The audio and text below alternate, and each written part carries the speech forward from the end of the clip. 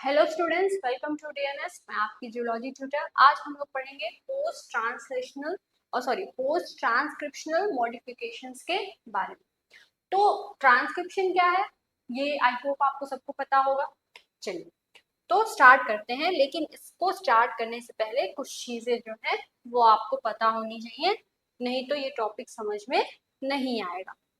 तो चलिए पहले थोड़ा सा समझ लेते हैं। प्रोकैरियोट्स हो गए,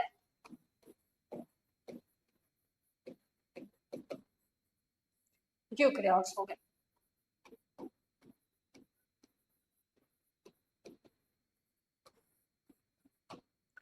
प्रोकैरियोट्स के अंदर पोस्ट ट्रांसक्रिप्शनल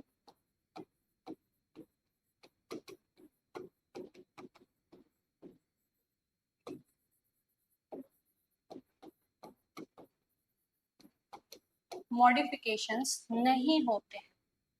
यूकैरियोट्स में पोस्ट ट्रांसक्रिप्शनल मॉडिफिकेशंस होते हैं। ऐसा क्यों है? क्योंकि पोस्ट ट्रांसक्रिप्शनल मॉडिफिकेशंस में तीन चीजें आती हैं। पहला होता है कैपिंग, दूसरा हो गया टेलिंग, तीसरा हो गया स्प्लाइसिंग। कैपिंग कहाँ पे की जाती है? ट्रांसक्रिप्शन हो गया, एमआरएनए फॉर्म हो गया, तो 5 प्राइम 3 प्राइम जो है वो एक स्ट्रैंड में एमआरएनए फॉर्म हो गया है। 5 प्राइम एंड पर कैपिंग होती है, 3 प्राइम एंड पर टेलिंग की जाती है। इसका करने का पर्पस क्या होता है? क्योंकि यूकैरियोट्स में जो ट्रांसक्रिप्शन है,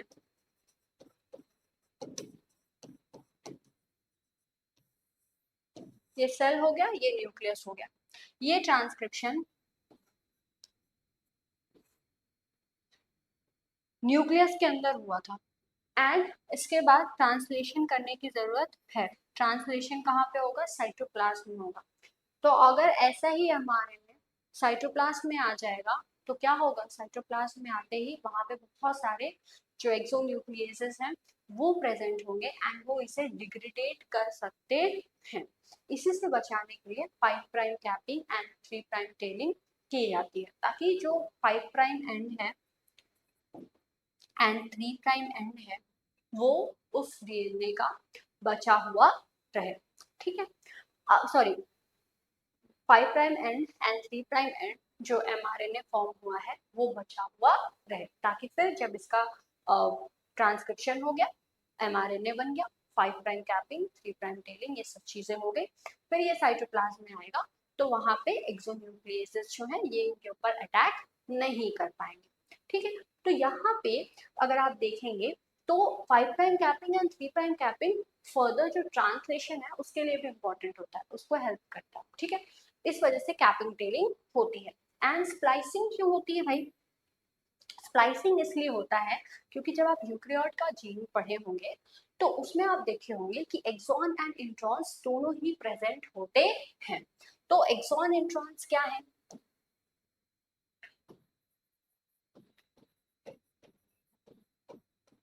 यूकैरियोटिक जीन है, मान लीजिए ये जीन है, तो इसमें क्या होता है? Exon introns, exon introns, exon introns, exon introns, इस तरीके से जो अरेंजमेंट है वो होता है, जिसमें एक्सॉन जो है वो कोडिंग सीक्वेंस होता है एंड इंट्रॉन जो है वो नॉन कोडिंग सीक्वेंस होता है।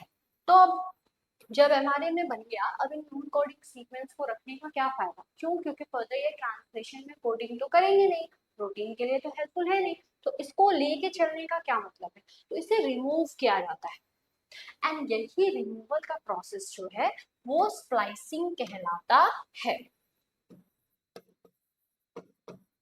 एंड इस वजह से यूकैरियोट्स में स्प्लाइसिंग होता है।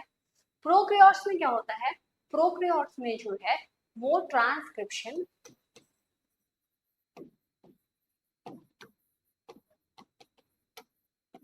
साइटोप्लाज्म में होता है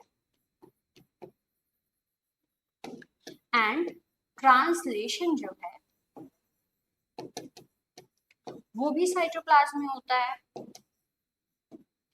एंड ट्रांसक्रिप्शन एंड ट्रांसलेशन जो है प्रोकैरियोट्स के अंदर ये साइमल्टेनियसली चलते रहते हैं एंड इस वजह से यहाँ पे इनको कैपिंग या टेलिंग करने की जरूरत नहीं पड़ती है। एंड इनका जो जीन होता है प्रोकैरियोटिक जीन, इसमें इंट्रॉन्स जो हैं वो प्रेजेंट होते ही नहीं है। जब इंट्रॉन्स नहीं है तो क्या स्प्लाइसिंग करने की जरूरत है? नहीं। अगर साइटोप्लाज्म में ही ट्रांसक्रिप्शन हो रहा है, फिर उसके बाद ट्रांसलेशन हो रहा है एंड ये क्या हो रहा है, साइमल्टेनियसली हो रहा है, मतलब जैसे थोड़ा सा पोर्शन ऑफ डीएनए जो एमआरएनए में अगर कन्वर्ट हुआ है तो डायरेक्ट उसका तुरंत प्रोटीन बन जाएगा एंड फिर बाकी का पोर्शन जो है उनका ट्रांसक्रिप्शन भी होते रह रहा है एंड बाकी का जो बन गया है उनका ट्रांसलेशन भी होते रह रहा है। तो 5 prime 3 prime attack and a different site यहाँ पे प्रेजेंट नहीं है, तो कैपिंग एंड टेलिंग करने की जरूरत भी नहीं है।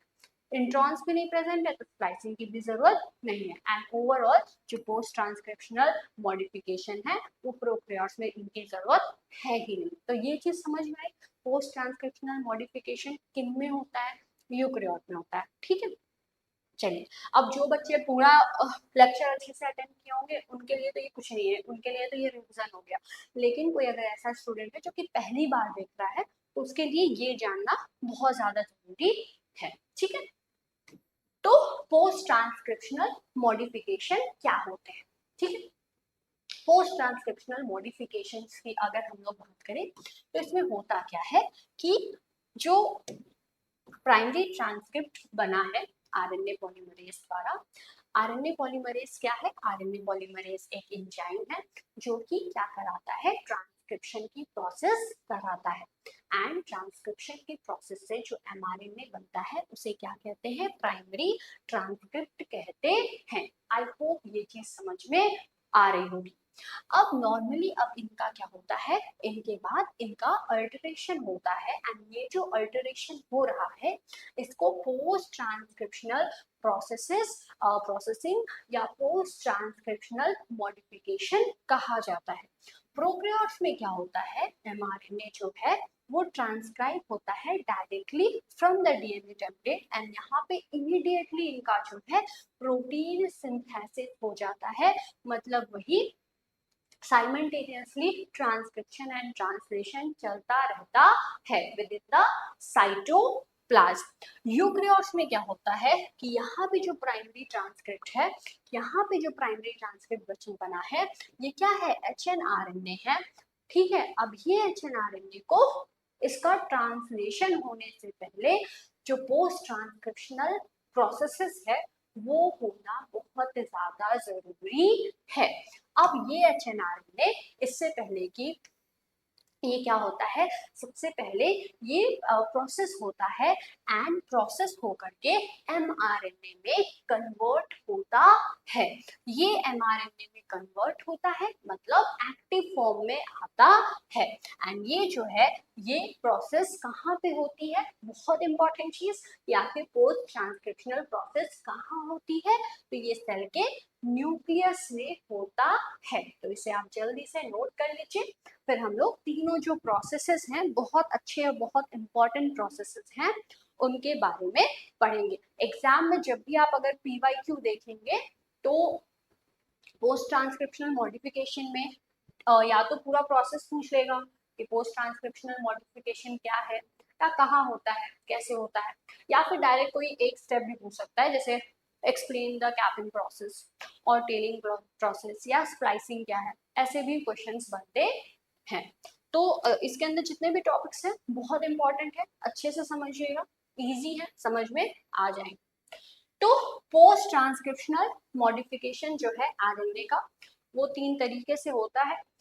पहला है मॉडिफिकेशन, ये क्या करता है, आरएनए मॉलिक्यूल को हेल्प करता है ताकि वो रिकॉग्नाइज हो सके मॉलिक्यूल से जो कि मीडिएट कर रहे हैं आरएनए ट्रांसलेशन में, कि ताकि प्रोटीन की सिंथेसिस हो सके।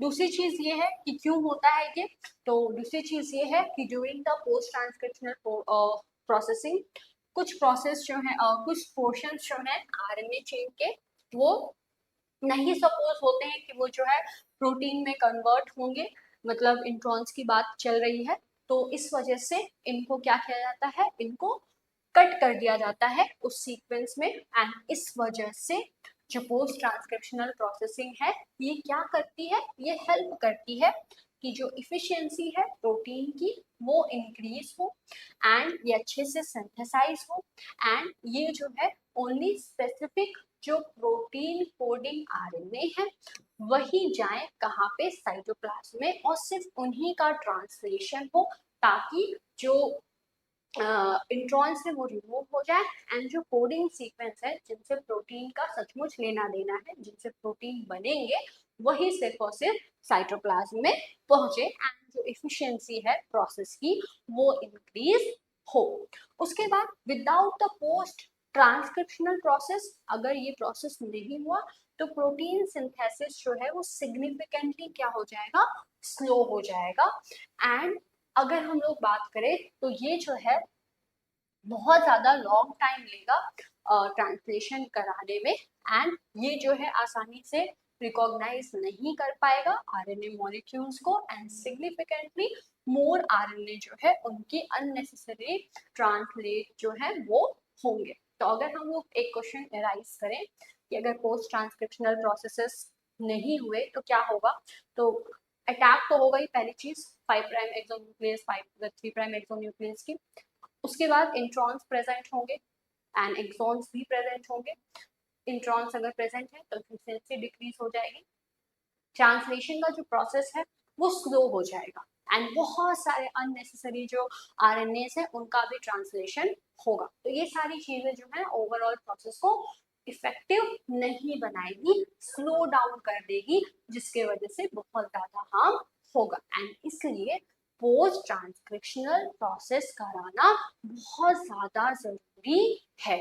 ठीक है, तो इसे आप नोट कर लीजिए। आपको पता होना चाहिए कि आखिर पोस्ट ट्रांसक्रिप्शनल प्रोसेस हम पढ़ रहे हैं तो उसका क्या इम्पोर्टेंस है। तो सबसे पहले हम लोग स्प्लाइसिंग के बारे में पढ़ेंगे। स्प्लाइसिंग क्या है? स्प्लाइसिंग सिंपल भाषा ये चीज है कि अगर हम लोग सिंपली एकदम समझें कि ये क्या है, तो स्प्लाइसिंग जो है एक ऐसा प्रोसेस है जिसमें जो इंट्रॉन्स हैं जो कि नॉन कोडिंग सीक्वेंसेस हैं उनको रिमूव किया जाता है। स्प्लाइसिंग की अगर हम लोग बात करें तो ये है क्या, रिमूवल ऑफ द इंट्रॉन्स। ठीक है, एंड इंट्रॉन्स हैं क्या, इंट्रॉन्स जो है इंटरवेनिंग सीक्वेंसेस होते हैं, ऐसे आरएनए सीक्वेंसेस जो कि किसी भी प्रोटीन को कोड करने के लिए रिस्पॉन्सिबल नहीं है। ये नॉन कोडिंग पोर्शंस होते हैं आरएनए के एंड इस वजह से इन्हें इंट्रॉन्स कहा जाता है एंड ये नॉन कोडिंग सीक्वेंसेस होते हैं। स्प्लाइसिंग में इन्हीं को अलग किया जाता है। अगर हम लोग बात करें तो यहाँ पे ये जो इंट्रॉन्स हैं ये रिमूव होते हैं प्राइमरी ट्रांसक्रिप्ट से, वही मतलब एचएनआरएनए से, न्यूक्लियस में, और बचा हुआ जो एक्सॉन है that is the coding sequences, ये जो है फिर उसके बाद लाइगेट कर दिए जाते हैं। लाइगेट मतलब क्या, जोड़ना। किसके द्वारा जोड़ा जाएगा, सेल के अंदर जो लाइगेस एक्टिविटी सॉरी लाइगेशन का जो प्रोसेस है ये कौन सा एंजाइम करता है, जल्दी से सोच के बताइए। अरे बहुत इजी है, लाइगेज एंजाइम। ठीक है, चलिए, तो लाइगेज द्वारा इनका लाइगेशन होता है एंड देन एमआरएनए जो है वो बन जाता है। अब यहाँ पे एमआरएनए बन गया है, एमआरएनए मॉलिक्यूल जब बन जाएगा तो फिर उसके बाद साइटोप्लाज्म में आता है।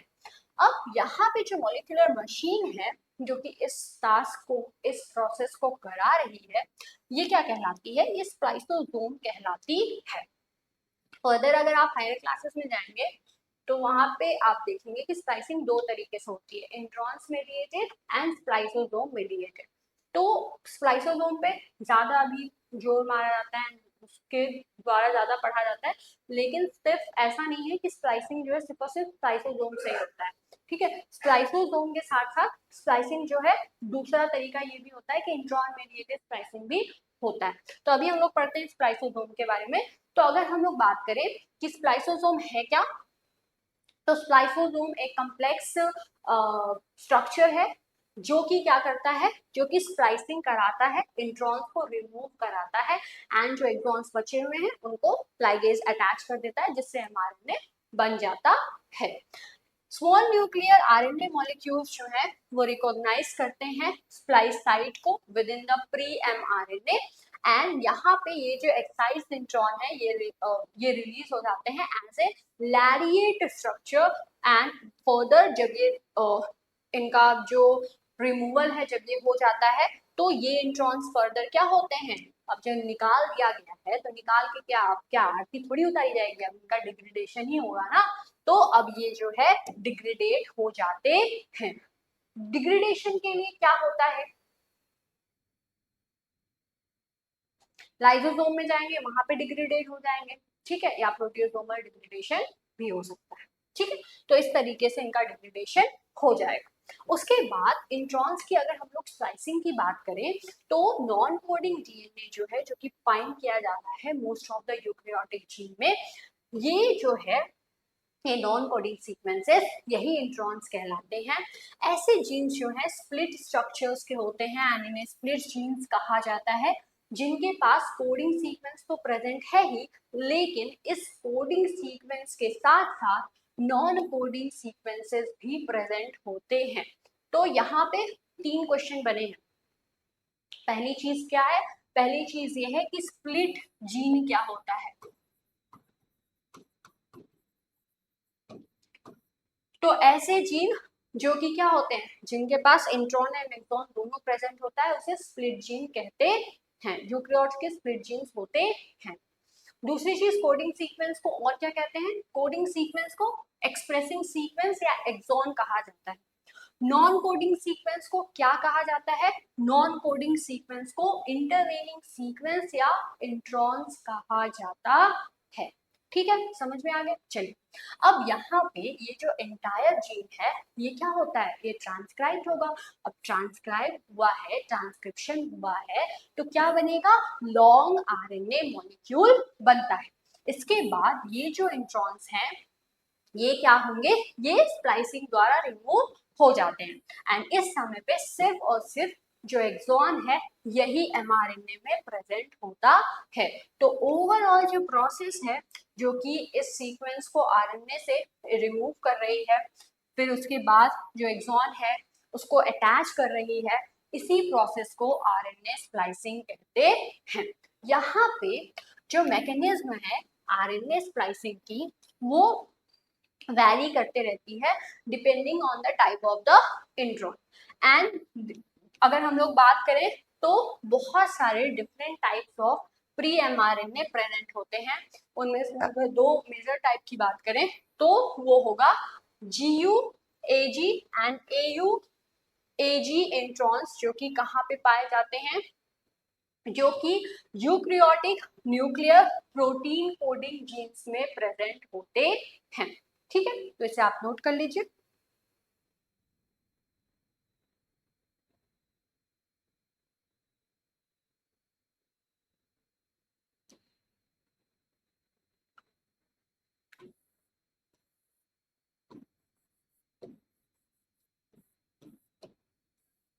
यहाँ पे एक जब हम लोग स्लाइसिंग पढ़ रहे हैं तो एक सब टॉपिक है जो कि कहलाती है अल्टरनेटिव स्लाइसिंग। ये क्या होता है इसे भी हम लोग समझ लेते हैं, ठीक है।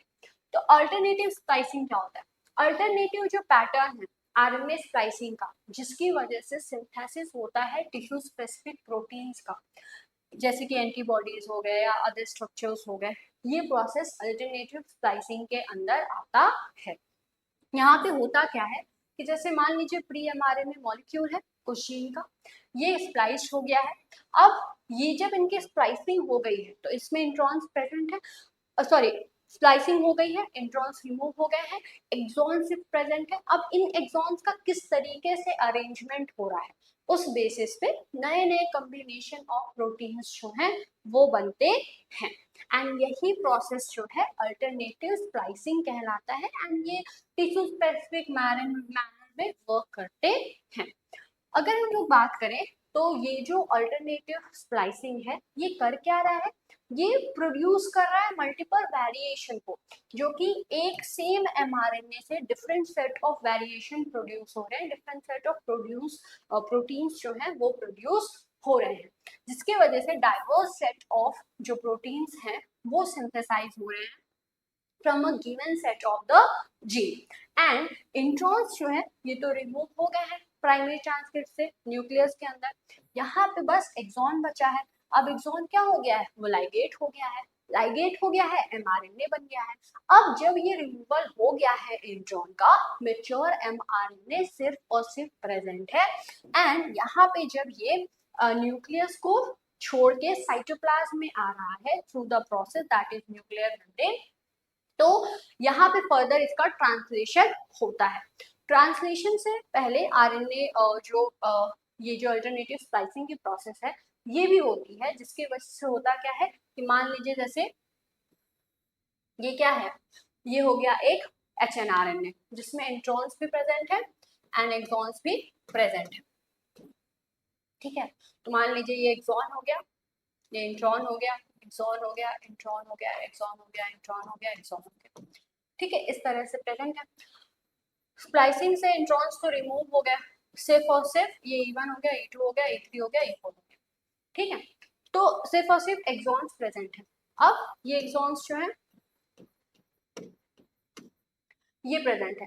अब ये जो अरेंजमेंट है ये डिफरेंट डिफरेंट मैनर में हो सकता है, अल्टरनेटिव स्प्लाइसिंग हो सकता है। मान लीजिए ये चार ऑप्शंस प्रेजेंट है एंड जब स्प्लाइसिंग हुई, अल्टरनेटिव स्प्लाइसिंग हुई, तो कहीं किसी पे E1, E2, E3, E4 direct ऐसे ही लाइगेट हो गया। ये एक एमआरएनए है, इसका एक पार्ट ऑफ प्रोटीन या एक टाइप ऑफ प्रोटीन बनेगा। दूसरा मान लीजिए जो कॉम्बिनेशन है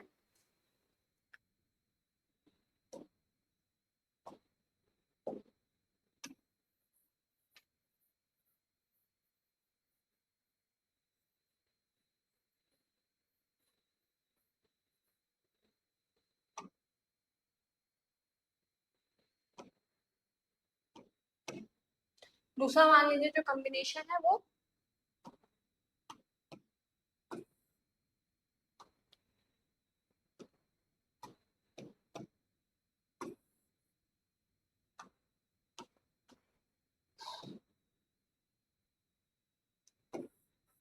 इसको क्या हो गया, चलिए दूसरा जो कॉम्बिनेशन है वो मान लीजिए E1 हो गया, E3 हो गया, E2 हो गया, E4 हो गया। तो यहाँ पे देख रहे हैं आप एक्सॉन्स का अरेंजमेंट थोड़ा सा वैरी होगा। एक्सॉन्स है मतलब ये किसी न किसी जीन के लिए रिस्पॉन्सिबल होंगे। ये जीन के पास क्या होगा, कोडॉन प्रेजेंट होगा, इस कोडॉन के हिसाब से टीआरएनए एंटी कोडॉन को लाएगा, वो कोडॉन एंटी कोडॉन के हिसाब से एमिनो एसिड आएगा। एमिनो एसिड जो है वो क्या होगा, जिस तरह से कोडॉन्स प्रेजेंट होंगे उस तरह से एमिनो एसिड आएगा, जिस तरह से एमिनो एसिड आएगा उस तरह से प्रोटीन बनेगा। यहाँ पे थोड़ा सा रीअरेंजमेंट हुआ है, मतलब प्रोटीन भी उस तरह का नहीं बनेगा। क्यों, क्योंकि कोडॉन्स के हिसाब से ही एंटी कोडॉन की रीडिंग होगी एंड एमिनो एसिड आएगा। एमिनो एसिड अगर डिफरेंट हो रहा है इन कोडॉन्स के वजह से, जो प्रोटीन पहले वन बन रहा था ये कुछ और बनेगा, मान लीजिए प्रोटीन सेकंड बनेगा। ठीक है, तो हम लोग समझ सकते हैं कि अल्टरनेटिव स्प्लाइसिंग की वजह से वेरिएशन जो है वो आता है। ठीक है, तो अल्टरनेटिव स्प्लाइसिंग जो है एक सब टॉपिक था। मेजर तीन ही प्रोसेसेस होते हैं, that is splicing and capping and telling. Splicing के अंदर ही एक सब टॉपिक था अल्टरनेटिव स्प्लाइसिंग, इसलिए जो है हम आपको ये समझा दिए। तो इसे आप नोट कर लीजिए जल्दी से पहले।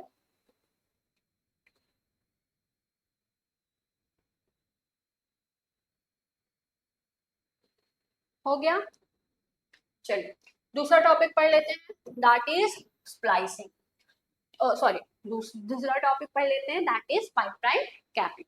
कैपिंग क्या होता है, सिर्फ और सिर्फ कैपिंग भी कहीं कहीं पे लिखा रहता है या फिर 5 प्राइम कैपिंग भी लिखा रहता है। ठीक है, 5 प्राइम कैपिंग क्यों लिखा गया है, क्योंकि जैसे ये एमआरएनए है तो 5 प्राइम हो गया एंड 3 प्राइम एंड हो गया, तो 5 प्राइम एंड पे ही कैपिंग होती है ना, इस वजह से 5 प्राइम कैपिंग इसे कहते हैं।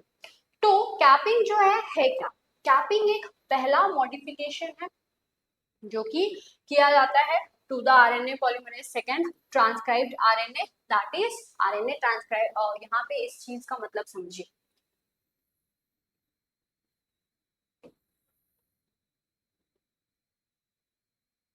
कैपिंग कहाँ पे की जा रही है, उस चीज में जो कि बनी है उसके द्वारा, आरएनए पॉलीमरेज सेकेंड के द्वारा। अब थोड़ा सा यूकैरियोट के जो ट्रांसक्रिप्शन का प्रोसेस है उसको थोड़ा सा जल्दी जल्दी रिवाइज करिए। रिवीजन में आपको याद आएगा कि 3 मेजर जो आरएनए टाइप्स थे वो हम लोग पढ़े थे। RNA polymerase type, that was RNA polymerase 1, RNA polymerase second, RNA polymerase third. RNA polymerase 1 rRNA के सिंथेसिस के लिए रिस्पॉन्सिबल होता है. RNA polymerase second mRNA के सिंथेसिस के लिए रिस्पॉन्सिबल होता है. RNA थर्ड जो है वो tRNA के लिए रिस्पॉन्सिबल होता है. तो यहाँ पे किसकी बात हो रही है? RNA सेकेंड द्वारा प्रोड्यूस किए जाने वाला RNA के टाइप का, मतलब mRNA की बात हो रही है. तो क्वेश्चन में भी ऐसा कुछ पूछा जा सकता है कि डायरेक्ट ना देके थोड़ा सा घुमा के थोड़ा सा मोड़ के दे दे, तो आपको चीजें पता होनी चाहिए ताकि आप उसका मतलब समझ सके कि यहाँ पे कैपिंग किस पर होती है, उस चीज पर होती है जो कि RNA पॉलीमरेज सेकेंड द्वारा बनाया गया है, दैट इज mRNA. एंड ये mRNA जो है ये न्यूक्लियस से जो है किस तरह से साइटोप्लाज्म में आएगा, तो उसके लिए इसको सही से मॉडिफाई करना बहुत जरूरी होता है. एंड इसे जो है इसका जो प्राइमरी ट्रांसक्रिप्ट है दैट इज hnRNA, उससे मैच्योर RNA में दैट इज mRNA उसमें कन्वर्ट करने के लिए कैपिंग की प्रोसेस होती है. यहाँ पे 3 एंजाइमेटिक एक्टिविटीज जो है वो होते हैं जिनसे कैप0 स्ट्रक्चर बनता है. एंड मेनली ये जो है ये कौन कौन से हैं? RNA triphosphatase, RNA guanylyl transferase, RNA N7 methyl transferase. तो इनिशियल स्टेप जो है जो कि RNA कैपिंग का होता है, ये कैटालाइज होता है डाइमेरिक कैपिंग एंजाइम द्वारा, जो कि क्या होता है, जो कि एसोसिएटेड होता है with the phosphorylated carbonyl terminal tail domain that is CTD domain of the RNA polymerase second enzyme. ठीक है. अब अगर हम लोग देखें यहाँ पे, तो ये प्रोसेस में होता क्या है, पहले कैप0 बनता है, फिर कैप1 बनता है, फिर जो कैपिंग की प्रोसेस है वो होती है, जिसमें कैपिंग में होता क्या है कि जो N7 ग्वानिन है, मॉडिफाइड ग्वानिन है, उनका एडिशन होता है एंड जो कैपिंग है उसकी फॉर्मेशन होती है, या कैप का जो फॉर्मेशन है वो होता है. तो एक बहुत इंपॉर्टेंट जो चीज है उसे पहले डिस्कस कर लेते हैं, दैट इज कि अगर आपको ये जो टॉपिक है ये अच्छे से समझ में आ रहा है, आप हमारे यूट्यूब पे जो सारे टॉपिक्स हैं उसे आप पढ़ रहे हैं, उससे आपको अच्छे से समझ में आ रहा है, और आप चाहते हैं कि आपका जो सिलेबस है उससे रिलेटेड सारे टॉपिक्स को अच्छे से पढ़ें और समझें, अपने पूरे सिलेबस को जो है अच्छे से पढ़ें, तो उसके लिए आप हमारे नोटबुक बैच से ज्वाइन हो सकते हैं. इसके लिए आपको करना क्या होगा कि प्ले स्टोर पे जाना है, वहां से DNS एडुकेयर ऐप को डाउनलोड करना है एंड उसमें आप एनरोल हो सकते हैं.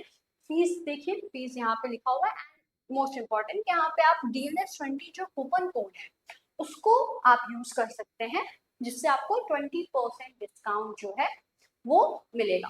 अगर आपको कोई भी कंफ्यूजन है तो आप इस नंबर पे कॉल करके भी पूछ सकते हैं. एक बहुत इंपॉर्टेंट चीज कि जब आप डाउनलोड करेंगे वहां पे DNS एडुकेयर ऐप को, तो वहां पे फ्री स्टडी मटेरियल सेक्शन बना हुआ होगा. उसमें क्या होता है कि जितने भी आप पीडीएफ पढ़ते हैं तो वो सारे जो है वहां पे अवेलेबल है, तो उससे आप अपने नोट्स या डाउनलोड करके पढ़ सकते हैं. उसके बाद अगर आप देखें तो यहाँ पे नवोदय बैच जो है उसके अंदर सिर्फ और सिर्फ आपको जूलॉजी की नहीं, अगर आप बॉटनी पढ़ते हैं या केमिस्ट्री आपका सब्जेक्ट है तो उसके भी जो क्लासेस हैं, जो लेक्चर्स हैं वो वहाँ पे मिलेंगे. ठीक है. तो आई होप आपको ये चीज समझ में आ गई होगी. अगर आप देखें तो जो बुक्स होते हैं वो कितने महंगे होते हैं. ठीक है. एंड उनकी लैंग्वेज भी थोड़ी टफ होती है. तो यहाँ पे आप देख सकते हैं कि विद इन 3 मंथ्स आपका जो सिलेबस है वो कंप्लीट हो जाएगा एंड इसकी जो वैलिडिटी है टिल द एग्जाम डेट रहेगी. ठीक है. तो इसे आप अच्छे से देख लीजिए एक बार. चलिए, उसके बाद हम लोग अपना टॉपिक जो है उसे कंटिन्यू करते हैं, दैट वाज कैपिंग. तो कैपिंग में क्या हो रहा है कि कैपिंग में कैप0 फॉर्म हो रहा है. RNA ट्राइफॉस्फेटेज क्या कर रहा है, सबसे पहले रिमूव करेगा गामा फॉस्फेट को, कहां से, 5 prime end of that nascent RNA. और यहाँ पे जो एंजाइम है RNA ग्वानिल ट्रांसफरेज, ये ट्रांसफर करता है GMP को फ्रॉम द GTP. एंड यहाँ पे ये जो ट्रांसफरिंग का प्रोसेस है, जहाँ पे GMP जो है वो ट्रांसफर होता है 5 prime diphosphate of the nascent transcript पर. एंड इसकी वजह से जो ग्वानोसिन 5 प्राइम ट्राइफॉस्फेट स्ट्रक्चर है उसका फॉर्मेशन होता है। एंड फाइनल स्टेप में जो ग्वानिन N7 मिथाइल ट्रांसफरेज है वो काम करता है। एंड ये करता क्या है, ये मिथाइल ट्रांसफरेज है, मतलब मिथाइल ग्रुप का ट्रांसफरिंग करेगा।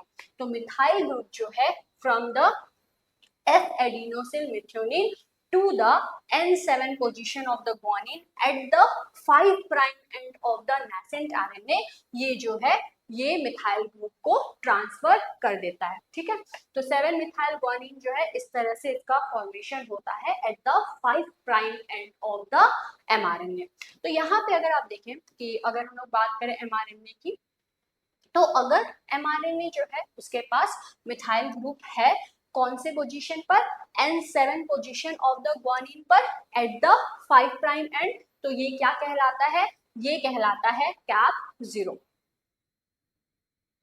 यहाँ से डायरेक्ट क्वेश्चन बन सकता है, इसको आप बहुत अच्छे से याद रखिएगा कि कैप 0 क्या होता है। अगर mRNA है उसके N7 पोजीशन है, उस N7 पोजीशन पर मिथाइल ग्रुप अगर अटैच है ऑन द ग्वानिन, ठीक है, एट द 5 प्राइम एंड, तो यही जो है कैप 0 कहलाता है। ये जो है पहला मिथाइलेशन का स्टेप होता है। एंड ये सभी जितने भी यूकेरियोट्स हैं, सभी यूकेरियोट्स में ये जो स्टेप है ये होता है।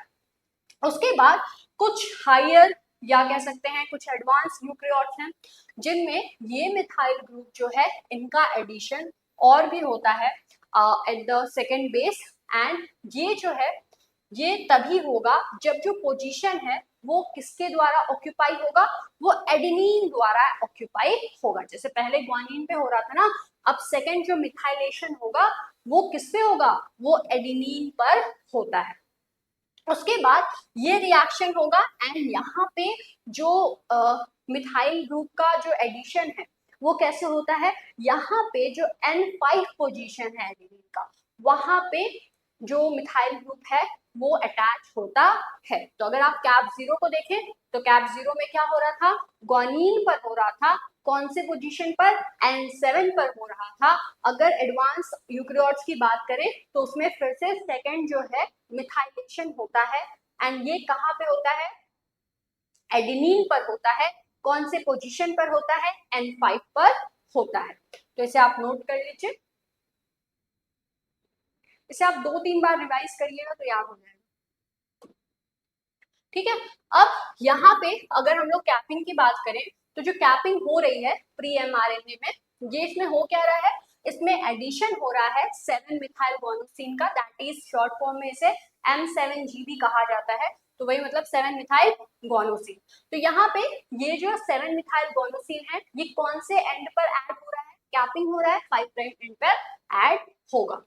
अब यहाँ पे इस चीज को अचीव करने के लिए यहाँ पे टर्मिनल 5 प्राइम फॉस्फेट जो है इसके लिए बहुत ज्यादा इंपॉर्टेंट होता है कि इस टर्मिनल 5 प्राइम फॉस्फेट को रिमूव किया जाए, जिसे कहते हैं हम लोग गामा फॉस्फेट, इसे रिमूव किया जाता है। एंड ये जो रिमूवल का प्रोसेस है ये किसके द्वारा होता है, ये रिमूवल का प्रोसेस आरएनए ट्राइफॉस्फेटेज द्वारा होता है। यहाँ पे ये जो एंजाइम है दैट इज गुआनोसिल ट्रांसफरेज, ये क्या कर रहा है, अब जब एक बार आरएनए ट्राइफॉस्फेटेज फॉस्फेट को रिमूव कर दिया है तो उसके बाद गुआनोसिल ट्रांसफरेज आएगा। ये गुआनोसिल ट्रांसफरेज क्या करेगा, ये गुआनोसिल ट्रांसफरेज जो है वो रिएक्शन को कैटेलाइज करेगा। एंड इस रिएक्शन के कैटालाइसिस में होगा क्या कि जो डाइफॉस्फेट 5 प्राइम पे है उसका फॉर्मेशन होगा। यहाँ पे जो डाइफॉस्फेट 5 प्राइम एंड पर प्रेजेंट है उसके बाद इसका क्या होता है, अल्फा फॉस्फेट जो है ये अटैक करता है at the alpha phosphate atom of the GTP. And GTP molecule पर जब अटैक होगा तो इसके वजह से जो गुआनिन रेसिड्यू है in a 5 prime triphosphate link उसके थ्रू अटैच होता है।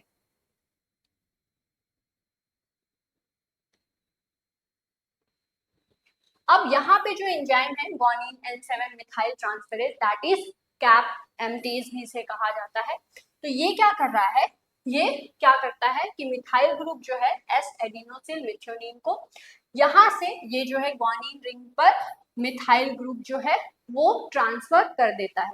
इसके बाद ये जो this type of cap which is just the 7 methyl guanine in the position, this cap is called as cap 0।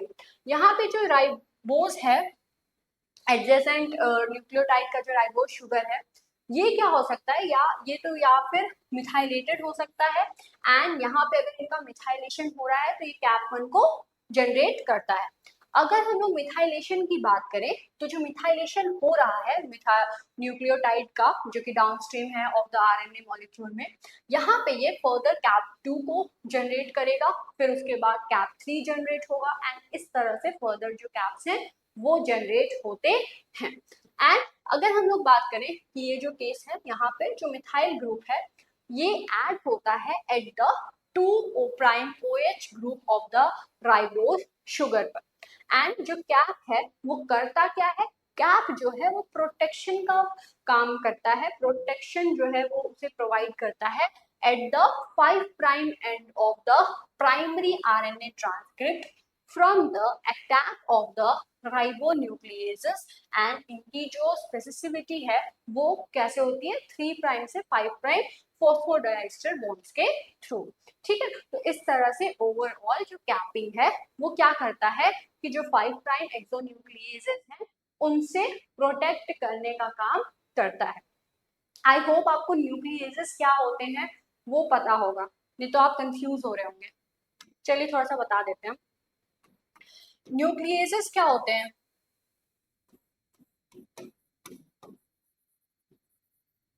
न्यूक्लियेसेस ऐसे एंजाइम्स हैं जो कि न्यूक्लिक एसिड पर अटैक करते हैं।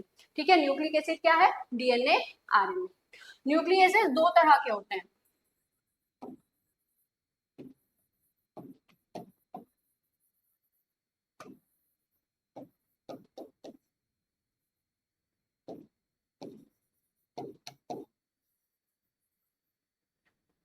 एक होता है इंडोन्यूक्लियस, एक होता है एक्सोन्यूक्लियस। इंडोन्यूक्लियस मतलब इंडो मतलब विद इन या इनसाइड।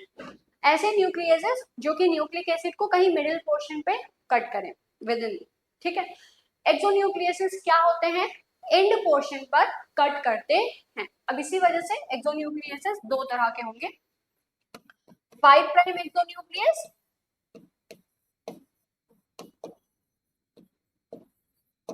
3 प्राइम एक्सोन्यूक्लियसेस। तो जो 5 prime end of the nucleic acid पर अटैक करेगा उसे 5 प्राइम एक्सोन्यूक्लियस कहा जाता है, एंड जो 3 प्राइम एंड पर अटैक करता है उसे 3 प्राइम एंड एक्सोन्यूक्लियस कहा जाता है। तो 5 प्राइम एंड एक्सोन्यूक्लियस से बचाने के लिए ही जो प्राइमरी ट्रांसक्रिप्ट होता है, सॉरी जो mRNA है, उसको प्रोटेक्ट करने के लिए यहाँ पे 5 प्राइम कैपिंग कराई जाती है। आई होप ये चीज समझ में आ गई होगी। चलिए, तो कैप 0 कैसे बनता है, कैप 1 क्या होता है, कैप 2 क्या होता है, कैप 3 क्या होता है, इसमें राइबोस शुगर जो है उसका 2 प्राइम जो OH है वो कैसे इंपॉर्टेंट है, ये सारी चीजें आई होप आपको समझ में आ गई होंगी। अब हमारा जो थर्ड टॉपिक है एंड जो लास्ट टॉपिक है इस टॉपिक के अंदर, that is poly A tail क्या होता है, ये क्यों होता है, कैसे होता है, इसका इंपॉर्टेंस क्या है, ये कैसे फॉर्म होता है, इन सारी चीजों के बारे में पढ़ेंगे। एंड मोस्ट इम्पॉर्टेंट, ये कहाँ पे फॉर्म होता है। ठीक है, तो poly A tail, poly A tail मतलब पॉली मतलब बहुत सारे, ए मतलब एडेनिन, टेल मतलब जो कि टेलिंग करे। ठीक है, तो टेलिंग कहाँ पे होती है, 3 प्राइम एंड पर होती है। तो ये क्या है, एक पोस्ट ट्रांसक्रिप्शनल आरएनए प्रोसेसिंग है। इसमें जो opposite end of the transcript है जो कि in form of the string of adenine bases, ये अटैच होता है at the end of the synthesize RNA chain. तो ट्रांसक्रिप्शन हुआ, आरएनए सिंथेसाइज हुआ, आरएनए के 3 प्राइम एंड पर टेलिंग होता है। टेलिंग में होता क्या है, एडेनिन जो बेसिस है ना वो ढेर सारे आकर के अटैच हो जाते हैं, and in a form of string वो जो है अटैच हो जाते हैं, मतलब बहुत सारे एडेनिन जो है वो आकर के अटैच होते हैं। यहाँ पे जो एडिशन है एडेनिन का, ये कैटेलाइज होता है एंजाइम द्वारा, एंड ये एंजाइम क्या कहलाता है, पॉली ए पॉलीमरेज कहलाता है। अगर आप इसको समझें तो पॉली मतलब बहुत सारा, ए मतलब एडेनिन एंड पॉलीमरेज मतलब एडेनिन को जो ला रहा है। तो पॉली ए पॉलीमरेज इस प्रोसेस के लिए इम्पोर्टेंट एंजाइम होता है। यहाँ पे जो mRNA है सबसे पहले क्लीव होता है about 20 nucleotide downstream from a sequence that is AAUAA recognition sequence. अब यहाँ पे इसका कट हो जाएगा। अनदर एंजाइम जो है जो कि क्या कहला रहा है, पॉली ए पॉलीमरेज, ये करेगा क्या, ये आएगा और ऐड करेगा पॉली ए टेल को एंड सब्सिक्वेंटली ये जो है एक्सटेंड होते जाता है। एक्सटेंड मतलब क्या, बढ़ना, बढ़ते रहता है एंड लगभग किसी में 200 किसी में 300, तो लगभग 200 एडेनिन जो है उनके रेसिड्यूज, उनके जो मॉलिक्यूल्स हैं वो आ करके अटैच होना शुरू हो जाते हैं। यहाँ पे जो पॉली ए टेल है ये अपीयर होता है एंड इसका काम क्या है कि ये जो है प्रोटेक्ट करता है 3 prime end of the mRNA को फ्रॉम किसकी एक्टिविटी से, 3 प्राइम एक्सोन्यूक्लियस एक्टिविटी से। तो 3 प्राइम एंड पर ये होता है एंड होता क्यों है, ताकि जो 3 प्राइम एक्सोन्यूक्लियस है उससे ये बच सके। ठीक है, यहाँ पे जो हिस्टोन है इंटरफेरॉन mRNA है, ये इनके पास पॉली ए टेल जो है वो प्रेजेंट नहीं होता है। ठीक है, ये बहुत इंपॉर्टेंट पॉइंट है, इसे आप याद रखिएगा। उसके बाद आफ्टर द mRNA जब ये इंटर करता है साइटोसॉल में, तो यहाँ पे जो पॉली ए टेल है इसका धीरे धीरे ये जो है छोटा होना शुरू हो जाता है। तो इसे आप नोट करिए।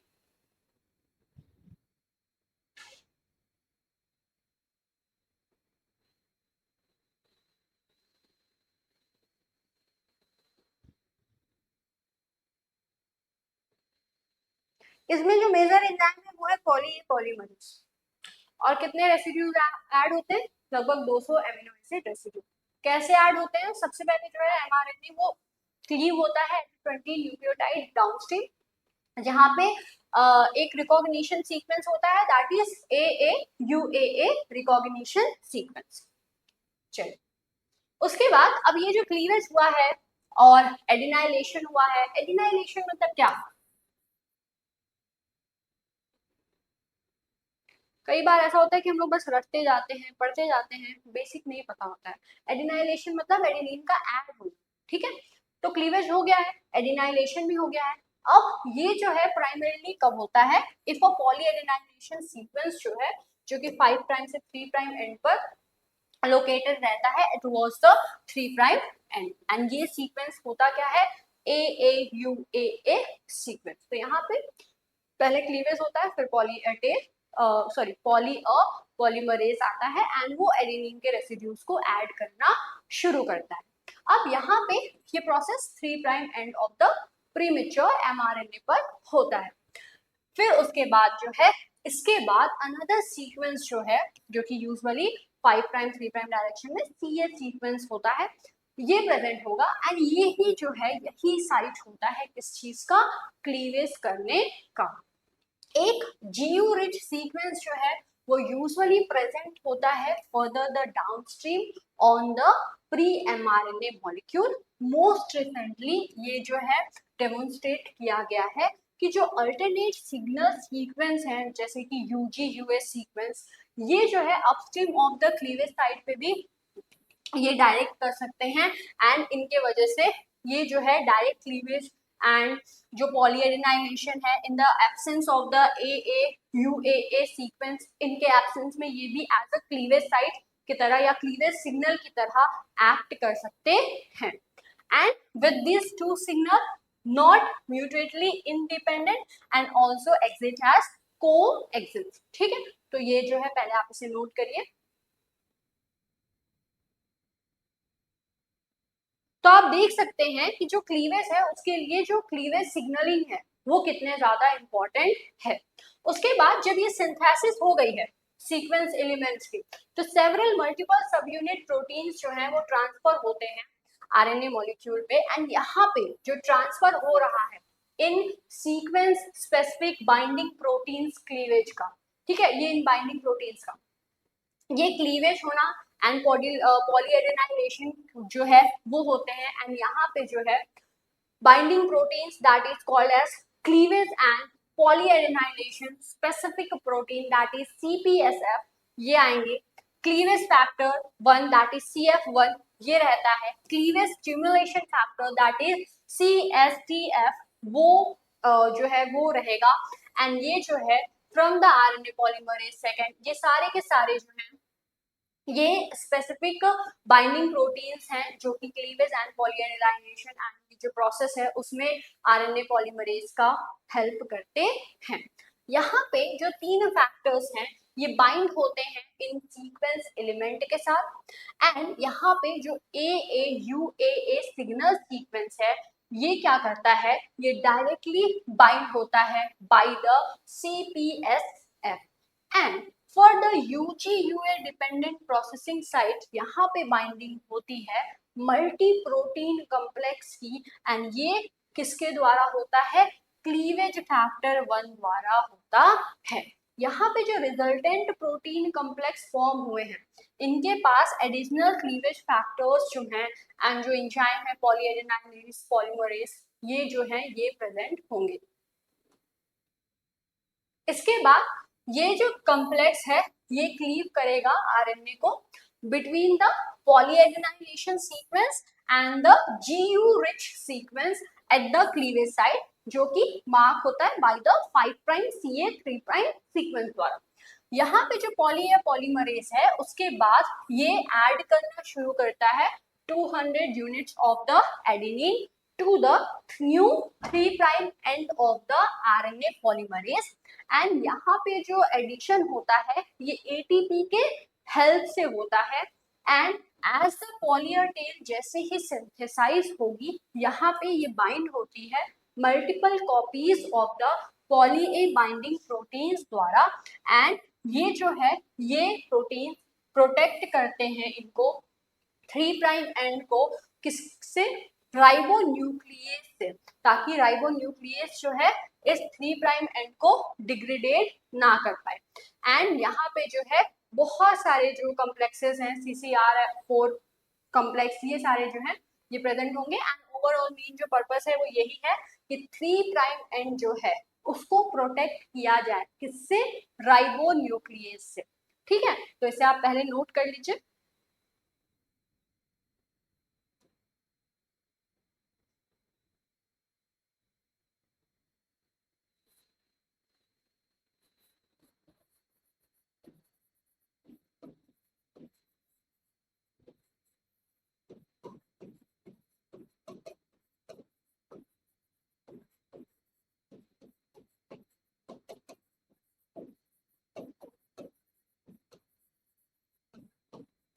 तो अगर हम लोग एडवांटेजेस की बात करें या एप्लीकेशन की बात करें, एप्लीकेशन नहीं हम लोग कह सकते हैं यूजेस, ठीक है, या बेनिफिट्स की, कि पोस्ट ट्रांसक्रिप्शनल जो प्रोसेस हो रहा है उससे क्या क्या एडवांटेज हो रहा है, उससे क्या क्या बेनिफिट हो रहा है। तो सबसे पहली चीज तो ये, अगर स्प्लाइसिंग की अगर हम लोग बात करें तो स्प्लाइसिंग से क्या हो रहा है, इंट्रॉन्स रिमूव हो रहा है। अगर इंट्रॉन्स रिमूव हो रहे हैं मतलब नॉन कोडिंग सीक्वेंस रिमूव हो रहा है, मतलब जो एफिशिएंसी है प्रोटीन सिंथेसिस की वो इंक्रीज हो रही है। उसके बाद अल्टरनेटिव अगर स्प्लाइसिंग हो रहा है तो उससे हम लोग को न्यू न्यू कॉम्बिनेशंस देखने को मिल रहे हैं। दूसरी चीज अगर कैपिंग हो रही है तो कैपिंग की वजह से ये ट्रांसलेशन कराने में हेल्पफुल है। एंड 5' एक्सोन्यूक्लियस जो है उससे प्रोटेक्शन भी प्रोवाइड कर रहा है।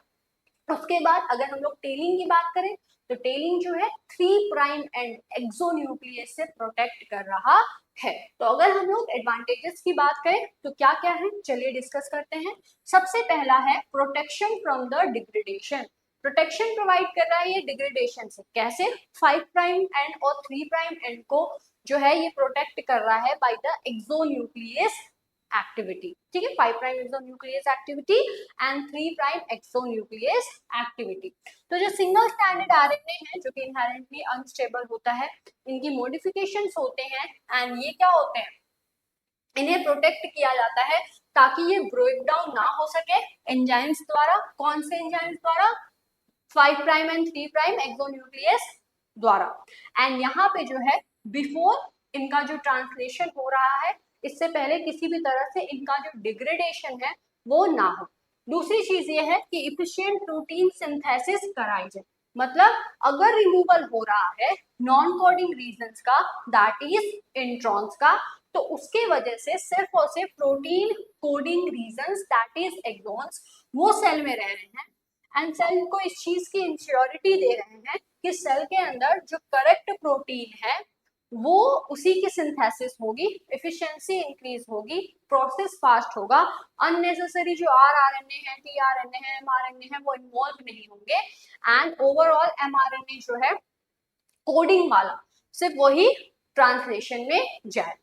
उसके बाद न्यूक्लियर ट्रांसपोर्ट, तो जो मॉडिफिकेशंस हुए हैं जैसे कि पर्टिकुलरली 5 प्राइम कैप हो गए या फिर पॉली ए टेल हो गए, ये हेल्प करते हैं मैच्योर एमआरएनए को ताकि वो आसानी से मूव कर सके, कहां से, न्यूक्लियस से, और कहां पहुंच सके, साइटोप्लाज्म में, ताकि प्रोटीन की जो सिंथेसिस है वो अच्छे से हो पाए और इसके वजह से प्रोटीन की सिंथेसिस अच्छे से हो पाए। उसके बाद इंक्रीज प्रोटीन कॉम्प्लेक्सिसिटी, इसके वजह से जो प्रोटीन की कॉम्प्लेक्सिसिटी है ना वो भी इंक्रीज होती है। कैसे? यूकेरियोट्स में अल्टरनेटिव स्प्लाइसिंग होता है। ये अल्टरनेटिव स्प्लाइसिंग क्या करता है, ये अलाउ करता है कि डिफरेंट कॉम्बिनेशंस जो है ना एक्सॉन्स के वो ज्वाइन हो, एंड डिफरेंट डिफरेंट अगर कॉम्बिनेशन ज्वाइंस होंगे तो इसके वजह से मल्टीपल जो प्रोटीन्स के जो टाइप हैं, जो मल्टीपल जो टाइप है एमआरएनए का वो प्रोड्यूस होगा। मल्टीपल टाइप अगर एमआरएनए का प्रोड्यूस होगा तो उससे जो मल्टीपल टाइप्स ऑफ प्रोटीन्स हैं उनका फॉर्मेशन हो सकता है with the given set of gene. ठीक है, तो सेट तो वही है लेकिन उसमें क्या हो रहा है, एक्सॉन्स जब ऐड हो रहे हैं तो उनकी एडिंग में अल्टरनेटिव जो सीक्वेंस है वो चेंज हो जा रहे हैं, जिसकी वजह से एक नया एमआरएनए जो है वो फॉर्म हो जा रहा है, एंड उसकी वजह से एक नया जो प्रोटीन है वो सिंथेसाइज हो रहा है। तो इसके वजह से क्या हो रहा है, डाइवर्सिटी इंक्रीज हो रही है। तो इसके वजह से जो प्रोटीन है सिंगल जीन से उनकी जो कॉम्प्लेक्सिटी है वो इंक्रीज हो रही है, एंड सारे ही प्रोसेस जो है ये बहुत ज्यादा बेनिफिशियल होते हैं यूकेरियोट्स के लिए। ठीक है, तो इसे आप नोट कर लीजिए।